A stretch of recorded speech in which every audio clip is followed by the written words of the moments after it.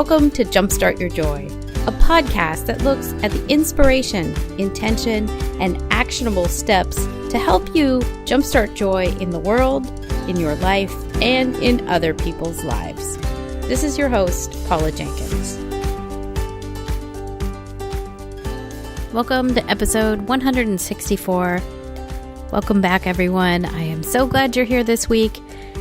This week is a solo cast, which means it's a show that I'm doing on my own, and I'm going to be talking all about developing a project management mindset. And I'm really looking at how this can apply to your world as an entrepreneur or small business owner, and how you can take the principles of project management and apply them to your business, and why it might be a great thing to do for you to get things done. As you know, if you've been listening, Jumpstart Your Joy, for season 4, we're looking at the inspiration, intention, and action that is involved with bringing more joy to your life and to the world. And one of the ways that I can really see this coming into play is that once you have the inspiration to do something in your business or your life, then you set your intention to do that thing, and then you bring it into action or into reality. And as someone who has been a project manager for 20 years in marketing and who has life coach certificate, I find in working with lots of people, both big businesses and little businesses and tiny businesses, that it's often really hard to get yourself into that space where you can make the jump from being creative into bringing some of those creative ideas into reality for yourself. And so that's what we're going to look at this week. If you are new, first of all, welcome. I am so excited you are here. And also a big warm welcome to all of you who come back each week. It's exciting to have you guys on board. A couple of things. If you want to find out more about the show, of course, you can go to the website at jumpstartyourjoy.com. And I do show notes, which will give you a little bit more information and some links that I'll reference for this specific show at jumpstartyourjoy.com/project.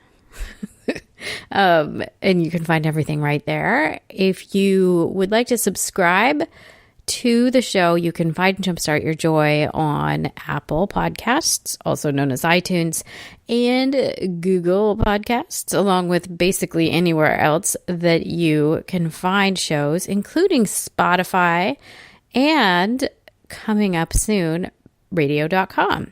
Also, if you guys have been listening for a little while, last week I announced that I had set up a Patreon account for the show, which means you could help support the show with a $5 a month sponsorship. Of course, the show is always free, as are all podcasts on Apple. And so what your very gracious support would do is help pay for some of the hosting and the editor that edits these files. It helps get them to you each and every week. So if you head to the website, jumpstartyourjoy.com, you'll see a button for Patreon. And the first 5 people who sign up for just $5 a month, I'm going to send you a special prize. And it will be likely a book that has been highlighted here on the show, and then a couple of other little special thank yous, depending on who you are and what your interests are. So let's jump right into this project management mindset. Today, we're going to talk about the mindset of being a project manager, how you can apply this to your business or your creative endeavor. I say business or entrepreneurship. I could mean anything. You guys have a wide array of different things that you do every day, and I bet some of them are blogging, and maybe you're a photographer, or maybe you're a pet sitter. All of these are creative endeavors. You know, you're putting yourself out there in a new way every time, and it's vulnerable and it's exciting, and you're creating things. So I think those all count, even if it isn't a full-time business. And so then the next thing we'll talk about is the basics of project management, because it is a skill set. If it's something you're not familiar with, I'm totally happy to open the book of 20 years of experience and share with you some of those tips and tricks. Let's look at what makes a project a project. This might seem so basic and simple and obvious to you guys, But let's go there. So based on the Project Management Institute, I know, big snore, let's not fall asleep together. A project is something that it's an endeavor that is finite. It has a beginning, a middle, and an end. It has a defined scope. So that's the thing that you're going to do or take care of or build or whatever. And it has a timeline and a budget. And it has people, and you might be the one that approves it, but it has that. And it's really based on the triangle of resources, time, and money. So there you go. The thing is that projects, which really, were formalized by the government, oftentimes as construction or other kinds of buildings, physical buildings, is that they were put together. The idea of a project itself is a sprint of things that's focused on getting things done, right? And it was a good way to make sure that there's checks and balances, that things are on schedule and they're getting done on time. And it's kind of cut and dry. Then again, you may have some favorite project managers that you know of. HGTV has a ton of great examples, along with, is it Ty from Extreme Home Makeover? Like, he's a great example of a super in-your-face, excited project manager that, is really out there front and center. Now, truly, a project manager might be like that. I'm an outgoing extrovert, so you might see people like that. But project managers also could be quiet introverts. And the thing about projects is that, like I said, they are just a simple beginning, middle, end. The thing that's different about a project from your business, they are not the same, right? Is that your business, whatever it is that you do, it runs differently than a project. It's ongoing. It's not finite. It's going to evolve over time. And that's kind of what makes a business special. It also may have parts about it that aren't specific to an individual audience. You might be doing some of it for fun or exploration. Like, there's different arms of a business that are not ever a part of a project. And businesses are often in a maintenance stage, meaning you keep doing the same thing again and again and again. And that's not projectized because you already know, I post my Instagram thing on Monday or whatever. Like, that's not, it could be projectized, but it's ongoing maintenance is usually the difference. So I think the exciting thing to talk about, especially for businesses, is that you're often in a constant phase of evolution and growth. And while a project could help you get to that growth, projects are often very determined, preset, and they're going to get you to a certain place. But then that preset scope doesn't change over time. So we will get to that. So mindset. The interesting thing to me about project management is that you could lift the mindset of doing a project into your everyday business, because project management can also define a way that you approach your work from a day-to-day perspective. Taking on the mindset of a project manager could help you in the following ways. If you're a coach like me, you'll love this word. It sets a container for the work that's to be done, meaning you've got a scope, and scope is the definition of the thing that you're going to build or accomplish with your project. So you set a container for the work to be done. Project also sets a time limit and a scope limit for what it is that you're doing. And I bring these two things up because I know lots of times in an entrepreneurial pursuit, you kind of find yourself, or at least I have, digging deep into the weeds, and then an hour and a half later, I'm like, why was I spending all that time on Pinterest, right? And I'm not really sure where the time went. But if you focus and use kind of the project manager tool set, you could say, you know what, I'm going to set this container, and you don't even have to be doing a project, but you could take this as inspiration that I'm just going to sit down and bang out 5 images for Instagram in Canva today, right now, and then I'm going to be done. And you don't let yourself go any further, because what happens when we just sit there and do 40 or 50 or whatever of those images? It's 1 o'clock in the morning. We're watching Beverly Hills 90210, and we are exhausted and not going to bed. So you could set the container for the work to be done.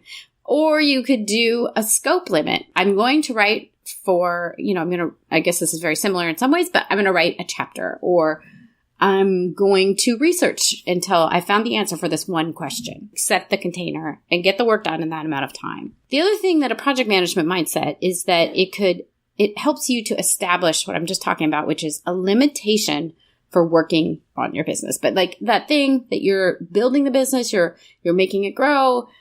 You could spend a lot of time in that, and you could take an entire day setting up a brand new, email subscription link, and then where is your day gone? But this, if you use this idea of setting a container, this is what I'm going to do, this is the amount of time I'm going to take, and this is who it's for.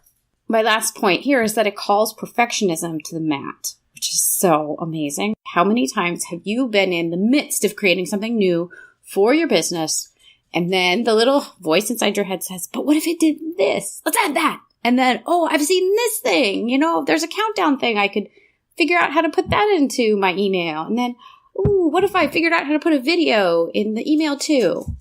Okay. All great ideas. Write them down. Don't lose sight of them. But when you're on deadline to hit send out to all of your subscribers because you're launching an e-course, don't go into that deep dive. Like if you set the container, all I'm doing tonight, I'm sending out this message. I'm sending it out with a link. It's got one image I've already created, done and done. The perfectionism and that urge to make it bigger and bigger and bigger and better gets cut off, and then you can get the thing done. It's the whole imperfect and done, right?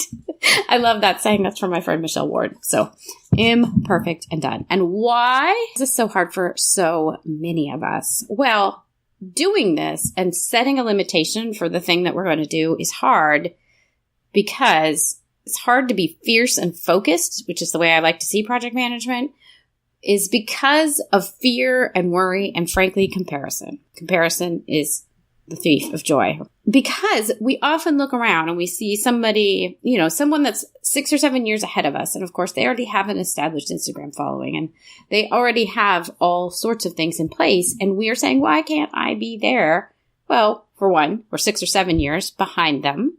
And two, that's not who we are. That might not be our message. That might not be our following. That might not even be our calling.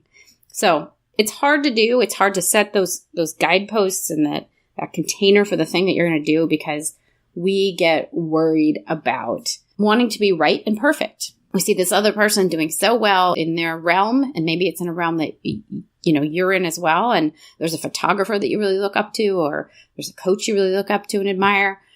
In my case, there's a podcaster. There's always a podcaster that's got more downloads or that's higher on the iTunes chart, and I would love to be in that place. And it's hard for my human brain to be like, oh, they're so great. And I want to be right and I want to be perfect just like them. But at the core, here comes a good one that I really love to talk about, is this question of what are we trying to birth or bring into being, if you don't like the word birth, but with our business? Why did you go into this business? What is this thing that you're trying to bring into the world? And I think if we dig deep enough, the answer is that it's something our soul is calling us to do. It's something that has a way deeper pull, right? If you sit there and you close your eyes for a second and you just say, I'm a photographer. But if I added the depth to this job description of being a photographer, what is it? I bet it's something around I capture the special moments of people and the connectedness of their family. Or as a project manager, I help people find ways to bring their amazing ideas to life. That's pretty cool. Way more than a project manager. So if you can think of that kind of soulful, I like that sense of soulful job description. What is it? It's something, I'm betting the reason you're in this is because you wanted to bring something bigger to life. And in some ways, this hit me just yesterday driving in. I do have a 9-to-5. So as a project manager, of course, I was driving into work and I somehow was thinking about this talk. And the song by the Indigo Girls, Galileo, I'm going a little old school, hit me. And I think the thing that each of us is trying to answer is, how long till my soul gets it right? Yeah? I don't know. Does that resonate with you guys? I would love to hear, because that's the big, scary, vulnerable stuff. And that's what I wanted to point out here, is that, yeah, it might just seem like just a business, or it might seem like we're just doing a project that will further the business. But the truth of the matter is, that thing that you're doing, there's vulnerability on the line. If you're digging deep and following what your soul is wanting to do on this planet, it's amazing and it's vulnerable. And I think the next line of that song is also the dead-on answer. Has any human being ever reached that kind of light? Right? So there's a lot of pressure on the line. That's really what we're trying to do. We want to bring this soul, birth the soul thing in. And so I think if we can take the pressure off, that kind of unwielding and overwhelming pressure of like, hey, we can break this down into some simple steps. What does that do for us? If we can take off the weight of like, oh my gosh, soul, this is soul work and nobody's ever done this before and blah, blah, all that. Take that off your shoulders. What comes? Just drop that off to the side right now. Ease, right? Confidence. You can do it. And it takes the weightiness off of it. Because I think at the heart of it, what do we all want? We want joy. So if you can let go of that overwhelming sense and acknowledge that it's there if it's there for you. Because if it is, just say, you know what? Yeah, that is my soul speaking. But you know what? We're going to have fun with this. And that's how I like to approach a good project. What I want you to do, if you can, how about you ask your soul, hey, what do you want? In this great business that I've got, what is it that I want to do next? What's next for me? And you might hear just one word, write that down. You might hear 2 words, you might hear a sentence. I want to reach more people. I want to dig deeper. I want to answer more questions. I want more truth. Who knows what it is? Write that down. You don't really need a journal, like a Post-it's great here. Now, once you have that, we're going to start taking the baby steps. Baby steps equal projects to make it happen.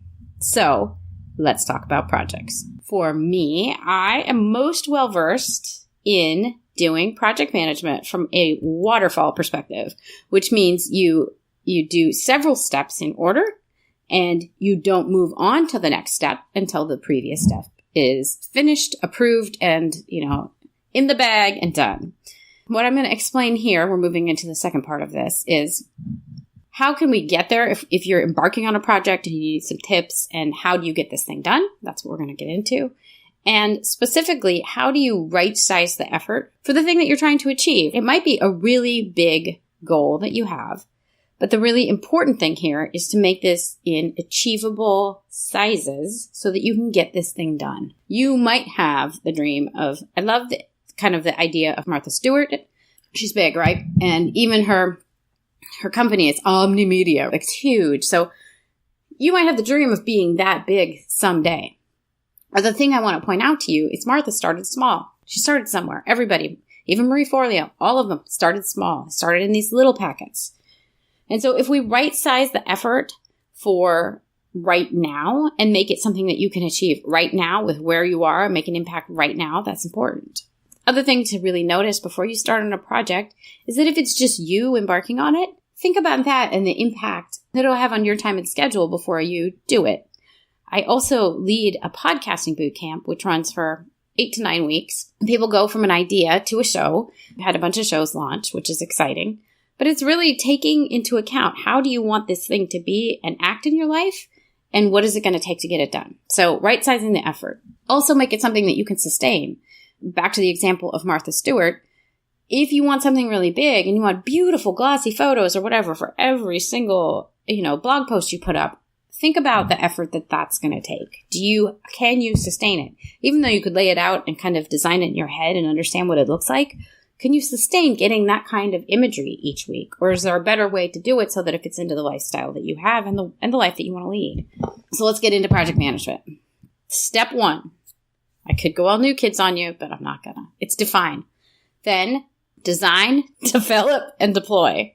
Those are the 4 steps we'll talk about, and I'll walk through each of them. So define before you embark on anything. Let's say you know what it is that you want to do. Maybe your soul just told you what that thing is. Define it.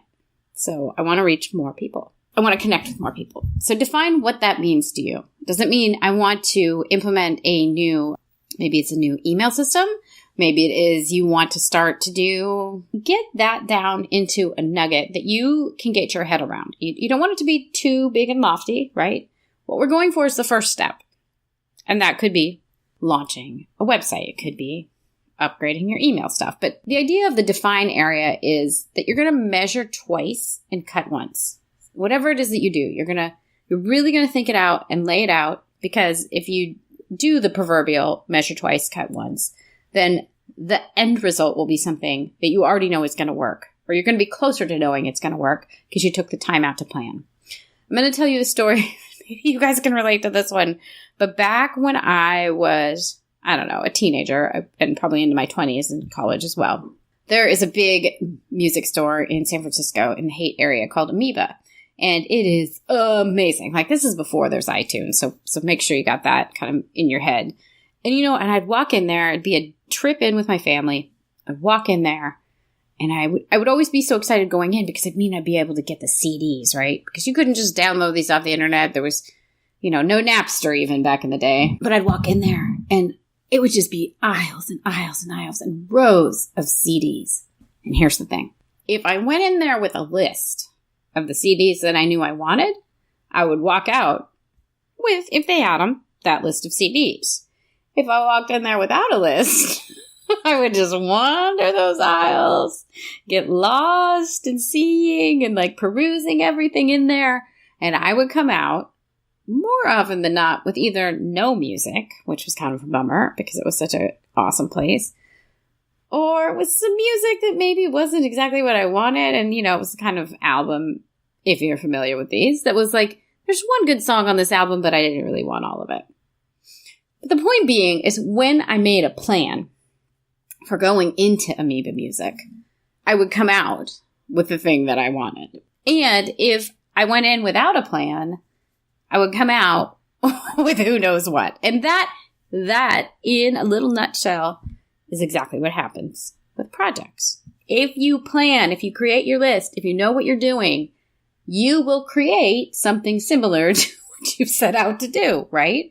But if you go in, you're like, yeah, I think I want this, and I didn't write it down, but yeah, I'm working on this. Well, then you're going to come out with something, or not possibly, that doesn't match what you want. So that's the thing. So if I'd written down those days, if I'd written down Indigo Girls, just to go back to them since they're a great band, or maybe OMD, I'm totally dating myself, right? That was another favorite. Boy George, anything by Boy George, really. But instead, I would come out with all the random music if I didn't plan it. So in this phase for design, it's defining that list of things that you want to have done. And you're really answering in this phase, what are you doing? Why are you doing it? I really encourage you to dig deep on the why, especially if it's a big thing. And I know I said don't go for big things, but when we talk in my podcasting class about the why, that really is the heart and soul of the mission of the thing that you're going to be building. Because, at least with a podcast, it's going to be something you want to talk about a lot, and that probably informs a lot of your other content. So really defining the why, I even encourage podcast students to write out a mission statement. Truly a mission statement of who does this serve and why am I doing it? And what's the story I'm telling? So maybe that's another way for you to approach this when you get into that defining phase. How long? Set a timeline for yourself. Things that have an open-ended timeline with no launch date, it's really hard to nail. I'm going to write a book. That's great. How long are you going to give yourself to write this book? I want to release a book in 2019. Maybe you put that down. How much are you going to spend on this thing? Truly, if it's something that's like an infrastructure for your business, I encourage you to set aside a budget. Now, maybe it's just that you have some money and you don't know how much it's going to take. You might do a little bit more research. Don't do too much research, right? It's easy to get stuck in that hole and go really deep on something and spend way too much time looking into it. So maybe just earmark it now and you can research it later. This is similar to the why. Who is this thing for? I'm a project management and marketing. So I could really get into these personas and the avatars and like all that. I don't think you have to know that specifically, but who? Like generally who? My podcast, generally for women or anyone who's looking for joy in their life and wants to be inspired. So that's kind of it. And where will this thing live? Like what's the format, the medium that it's going to take place? Like is it a website? Is it a book? Is it a photography project? Is it a house? It could be any of these things. For following that waterfall methodology, I want you to write this down, let it sit for a couple days, and then you're going to lock it down, right? That's how these projects go. You're not going to second guess yourself. Your gut knows this stuff. Don't let your head get too involved. Your gut knows this stuff. And you just list it out. Once you've got your list, the next step 2, design. Now, in a creative marketing department, which is what I'm in currently, this is the phase where we actually, we have art directors and designers, and they actually design this stuff. And it truly is a design phase. For you, this is the phase where you're you're kind of not defining because we already did that, but you're drawing out for yourself whatever this thing is. So if it's a book, you might draft out, the outline of what your chapters are. If it's a, photography project, you might start going and taking the pictures. Or do a photo board of like what you think you want this thing to be about. So this is your ideas on paper. This is a little bit more flesh around the general definition of things that you'd already gotten in the last phase. In this phase, if you have somebody else, so like let's say you're working within a company, or if you're a consultant, you have a client, this is the phase where you start to do that legwork and explain to them what this thing will be in more depth, or show them the actual pieces if it is that kind of a project. And you want those stakeholders to sign off. This is another tip. Whatever it is, you're going to lock this down for them as well, because there's a lot of backpedaling that can happen at any point in a project, and you want to make sure everybody's on board. So have your stakeholders sign off.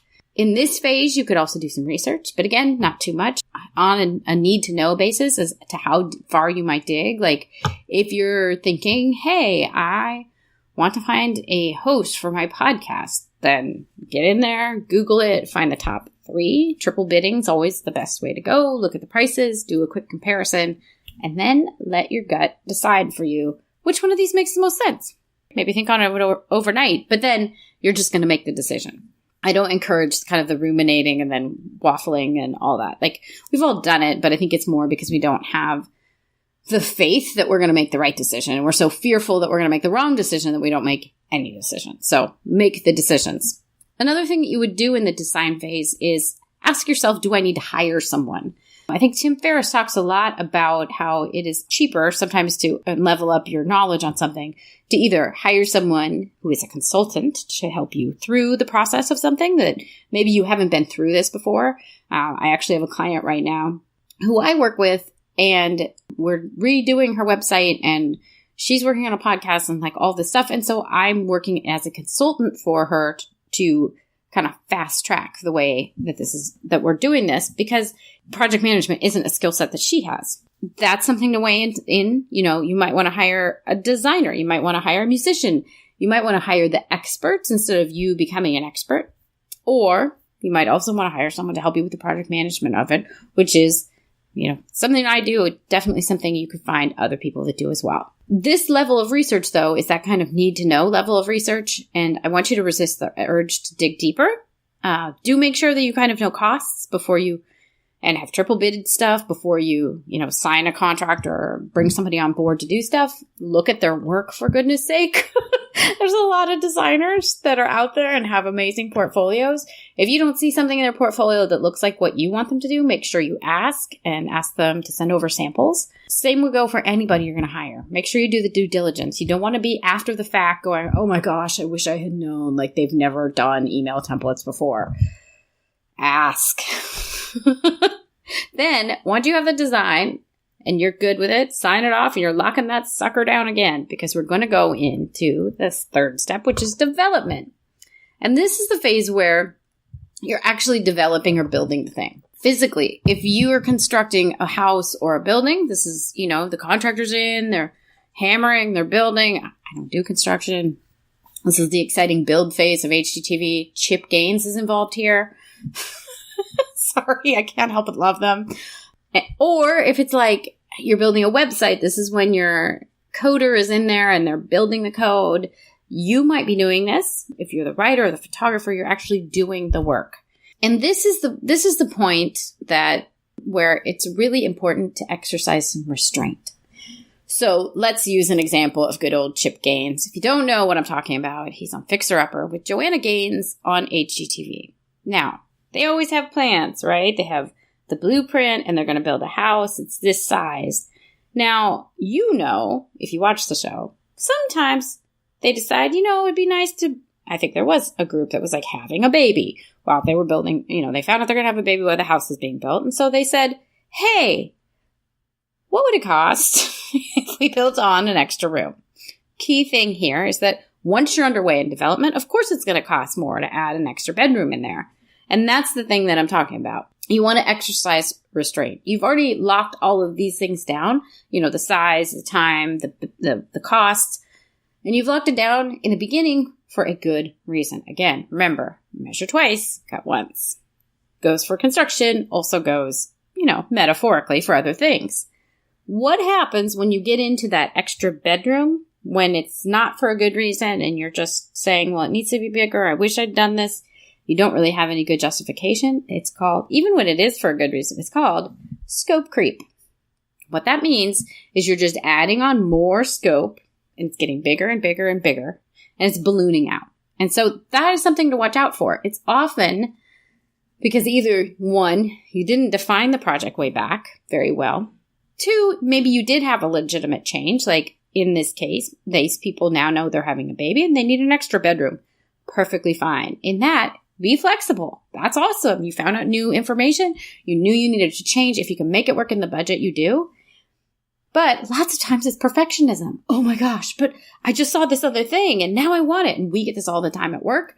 Or, oh my gosh, I've seen, moving images in an email and I wish I could have that. Well, okay, but then we're going to need more time to do that, right? So there's a trade-off in every decision. But just kind of be aware of what scope you can do and what happens when it crops up for you. Now, deep breath. For the last, fourth phase, deploy. It's actually the shortest of all the phases and often the craziest, right? Because this is launch. This is go live. This is opening the house. This is releasing the book. This is launching the podcast. And what I often see with all clients, whether it's corporate or individual, is this right here. As you kind of round the corner on deployment, you see development's wrapping up. You've recorded that first episode. You haven't released anything yet. And this is where people freak out because stuff's about to get really real. The thing you've been working on is about to be released into the world. And that means people will hear it or people will see it. And I have had more than one client at this phase be like, no, I can't put this live. Oh my gosh. Even my own podcast. I extended my deadline, my launch date twice because I was so like, this is scary. I don't want to do this. What was I thinking? And I have a really favorite book. If you haven't read it, Stephen Pressfield, The War of Art, which I always say backwards, but The War of Art is a great, as you can see, not a very long book, but about resistance and how it comes up in our lives. It really talks about what happens when you are resistant to finishing up something that you've started. Why is that so vulnerable and why is it so hard? And so that's a lot of time to dig deep. Go back to that why. Go back to what did your soul tell you that it wanted to do? Like this is the good stuff. We're about to go live with it. So get excited. The other thing that I like to remind my students of, especially in this podcast class, is they also sometimes get really nervous around the first interview because it means it's real, right? They're talking to a real person. They've hit record and they're going. There's only one first time. That's not meant to make you more concerned. It's like once you've done something for the first time, you don't ever have to do it for a first time again. Like you've ripped that Band-Aid off and the fear, you've looked it straight in the eye. And now I could do that.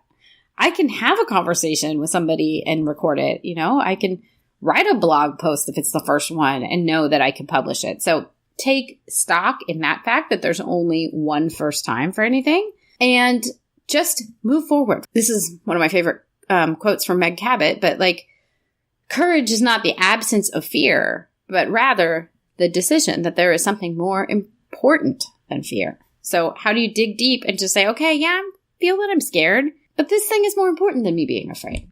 Okay, so let's go through the top 10 things that I have learned from being a project manager for 20 years.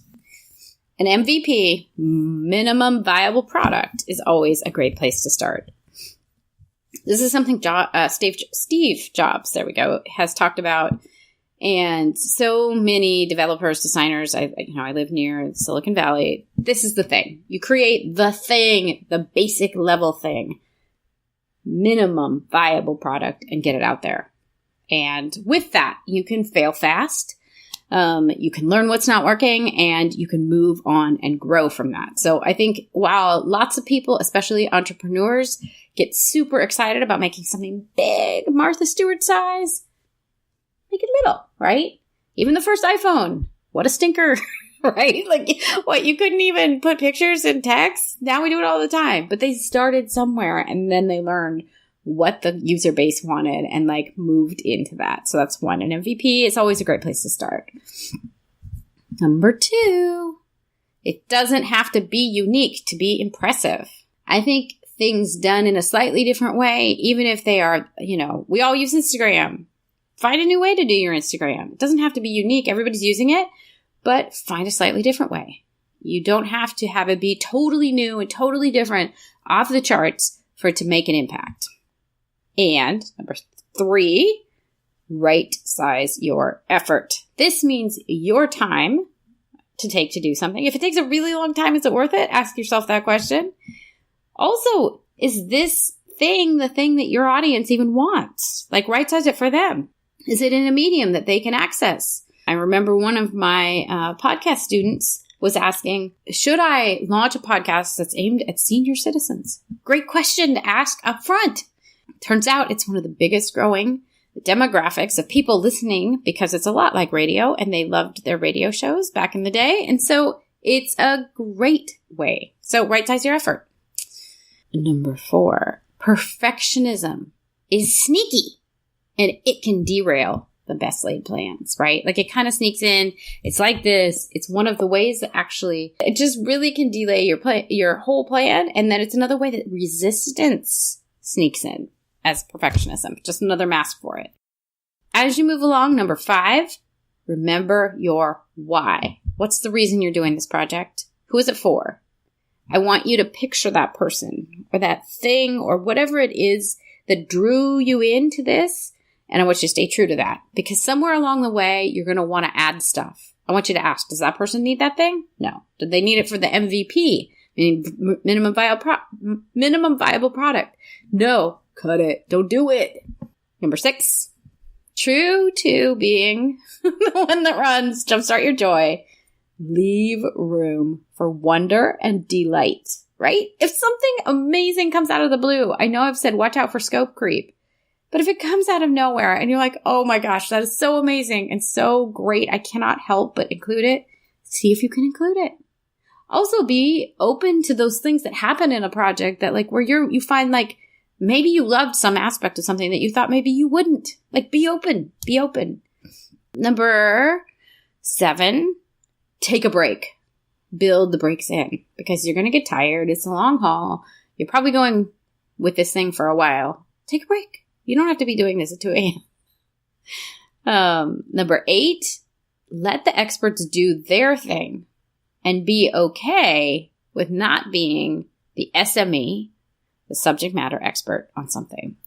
One of the things I know is true about being an entrepreneur is we're good at being leaders, right? And we want everything to be just so. But if you've hired a designer, if you have hired a writer or a musician, let them own, like, let them in, give them all of your information about the project that you're asking them to help on, and then let them put their mark on it. Let's have faith and trust that if we've hired someone, they're the right person for the job, they're going to do it well, and that we needed them for the role that they're in. We're not going to do it better. So let it be. Number 9, ask for and receive help when you need it. Tough things when you're the lady in charge and you don't want to let down your guard, but I encourage you to do it. And the last thing is the only way, or the best way, that each of us learns is by failing. This is a big project management learning lesson for me. And kind of question, how can you see failing as an opportunity to learn more, to grow more, and to take those lessons that you've learned and try again or improve upon it? And I think that one's the one that breaks us open, and we don't want to go there. And that's probably what we're most scared of when we embark on something new. But it's going to happen. And, like, just maybe expect and accept that it will, and then know that you'll grow from it. So that is the project management mindset. And I hope that you enjoyed this. I love doing these solo casts. And so I would love to hear from you if there's something about this that kind of resonated with you. Or if you are looking for a project manager to help you with your solo business or your small business, it is the thing that I love doing. And it is so much fun to get to work as kind of a coach and consultant with people who are bringing something new into their business and could use the help. So if you would email me at jumpstartyourjoy@gmail.com, I would love to hear from you. And you can also reach out via my website at jumpstartyourjoy.com. If you want to get the show notes for this episode, jumpstartyourjoy.com/project is the short way to get there. And again, if you like what you hear and you want to subscribe to the show, you can find us on Apple Podcasts and Google Podcasts and anywhere podcasts are found. And maybe the other thing that comes up is if you know of someone who's embarking on a project and you think this might help them out, would you share this episode with a friend that maybe is a small business person and they are just embarking on something? You think there might be some wisdom in here for them to hear about. Next week on the show, I am so excited to have Andrea Owen of Your Kick-Ass Life. She is back, and frankly, it is one of the funniest conversations I think I've ever recorded on the show. We talk about bodysuits and blazers, about Rick Schroeder and silver spoons, and we also talk about how people who are funny and love to laugh and connect through humor can also have a really serious side and be a coach with a very serious calling and who can go deep and help people. It's really an interesting topic, and I hope you'll come back and join in that conversation with Andrea and I. And until then, I hope that your days are filled with so much joy.